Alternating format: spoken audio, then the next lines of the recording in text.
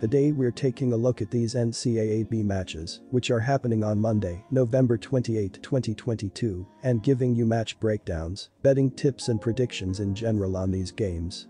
Welcome back to High Stakes. Before we dive into our video, don't forget to subscribe and push that notification bell to get notified as soon as we release these sport prediction videos.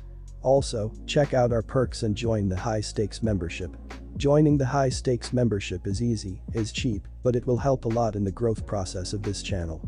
Plus, if you would like more betting tips and predictions, then check out our Patreon in the link down below.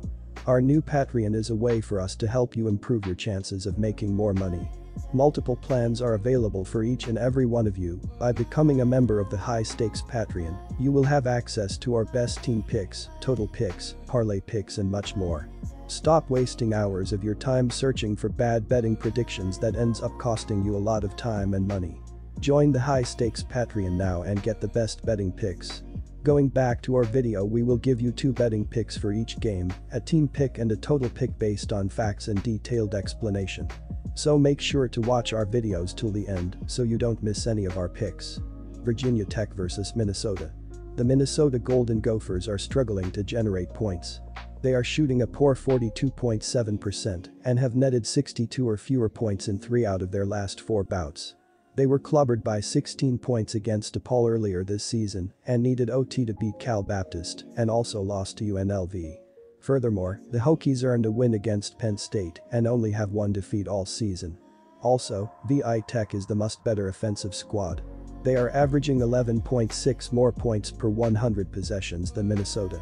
Gophers top player Jamison Battle has yet to find a groove in his 2 games since returning from injury, shooting a poor 28% and only 21% from beyond the arc. Virginia Tech Hokies minus 13 points. Virginia Tech's offense should be able to get past Minnesota's defense and score at least 70 points. The big question mark is on Minnesota's offenses. They are averaging only 63 points per game, which ranks 334th in the nation. Virginia Tech is allowing 65 points per game. The over is the play here, but it will come down to the final few minutes. The total is extremely low, even though the over has hit 4 out of the combined 13 games between the 2 teams. Take the over 128.5 points on Monday night. Monroe vs Tulane. Louisiana Monroe returns 5 players who have starting experience, but also welcomes 8 newcomers, including 5 transfers. The new players will be asked to invigorate a lineup that couldn't close out games last season. The new players include 6-10 center Victor Buffetto, Mercer transfer, guard Jamari Blackmon, North Alabama transfer, 6-11 forward A.D. Didiu, UAB transfer, guard Devin Hancock, Milwaukee transfer, and guard Tyreke Lockyer, UAB transfer. Lockyer is leading the squad in scoring, 13.0 ppg. Blackmon is averaging 10.7 points on 53.2% shooting, and Buffetto is contributing 7.7 points and 5.7 rebounds per contest. Junior forward Nikomitskvarishvili, 9.8 ppg and 5.8 rpg, and sophomore forward Thomas Howell, 8.6 ppg and 6.6 rpg, are 2 returning starters making key contributions. Tulane welcomes back 10 lettermen, including 4 starters, and welcomes 4 newcomers for the 2022-23 season. 3 of the returning stars, Jalen Cook, 23.0 ppg this season, Jalen Forbes, 16.7 ppg and 4.5 rpg, and Kevin Cross, 17.2 ppg, 5.5 rpg, and 4.3 apg, were picked for the preseason American Athletic Conference team. Transfer forward Colin Holloway, Georgetown, has certainly been a welcome addition, too, 15.8 ppg and 4.8 rpg. Another key player to watch out for is sophomore guard Sion James, 10.5 ppg, 4.5 rpg, 4.8 apg. The Green Wave went 1-2 in the Cayman Islands Classic, with a win over Rhode Island and losses to Nevada and Western Kentucky. Transfer Tree Williams, Oregon State, made his first 2 starts of the season in the Classic, averaging 9.0 points and 3.5 assists. This season, Tulane is averaging 78.7 points per game, with a 47.4 field goal percentage. It hasn't been up to par from 3-point range, 32.1%, or on the glass, 29.3 rebounds per game. On defense, the Green Wave is allowing 70.8 points on 41.1% shooting from the floor and 38.6% from deep. Tulane has a deep roster with a steadying threesome of stars in Cook, Cross, and Forbes. The Green Wave is strong across the board, with talent advantages the Warhawks will struggle to overcome. I like Tulane to win, and I'm also picking it to cover the spread. Louisiana Monroe is not an offensive juggernaut, scoring under 65 points in 4 straight games and 5 of its 7 total games played. It lost all 5 of those contests, with its lone wins coming in blowouts over Dallas Christian College and Central Baptist College. The Green Wave is much more experienced and, with its home court advantage, will cover the 17.5-point spread. The Monroe Warhawks are sporting a 4-game skid after most recently losing to the Loyola Maryland Greyhounds on Saturday. The Warhawks suffered a 65-64 loss, just a score away from snapping their 3-game skid. Monroe shot 50% from the floor, making 26 of 52 shots. They made 16.7% from beyond the arc and 66.7% from free throw range. In addition, the Warhawks added 32 rebounds, 15 assists, 4 steals, and 2 blocks. Victor Buffetto led the Warhawks with 20 points, 8 rebounds, and 2 blocks, while shooting 88.9% from the floor.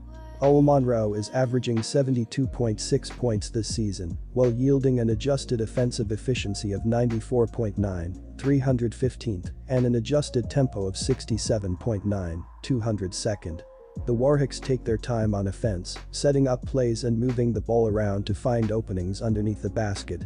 They also struggle when it comes to putting points on the board for every possession. The Tulane Green Wave has an adjusted offensive efficiency of 108.2, 54th, and an adjusted tempo of 70, 93rd. The Green Wave also spend some time setting up the offense, but they also do a great job putting points on the board every possession. With the Warhawks struggling on offense, take the under 143.5 points. Arkansas vs Troy. This is a battle-tested Arkansas team. Their only loss was against Creighton, and they have defeated San Diego State, Louisville, and North Dakota State among others. They are not just winning games, but dominated them, and that is why they are the smart pick to cover the spread. They look like they should easily push aside the Trojans, but Troy has yet to allow a team more than 76 points in a game. Even if Arkansas held Troy to 63 points, it would require them to score 82 to cover the spread. The Troy Trojans are averaging 86 points on 47.8% shooting and allowing 62.3 points on 40.7% shooting. Duke Miles is averaging 14 points and 2.5 rebounds, while Nelson Phillips is averaging 13.6 points and 6 rebounds. Christian Eugene is the third double-digit scorer, and Kiefer Punter is grabbing 4 rebounds. The Troy Trojans are shooting 36.2% from beyond the arc and 67.3% from the free throw line. The Troy Trojans are allowing 31.8% shooting from deep and are grabbing 36.4 rebounds per game. The Arkansas Razorbacks are averaging 77.7 points on 47.3% shooting and allowing 63.3 points on 40.5% shooting. Ricky Council IV is averaging 19 points and 3 rebounds, while Anthony Black is averaging 14.2 points and 3.5 assists. Trevon Brazil is the third double-digit scorer, and Devont Davis is grabbing 2.7 rebounds. The Arkansas Razorbacks are shooting 29.9% from beyond the arc and 69.2% from the free throw line.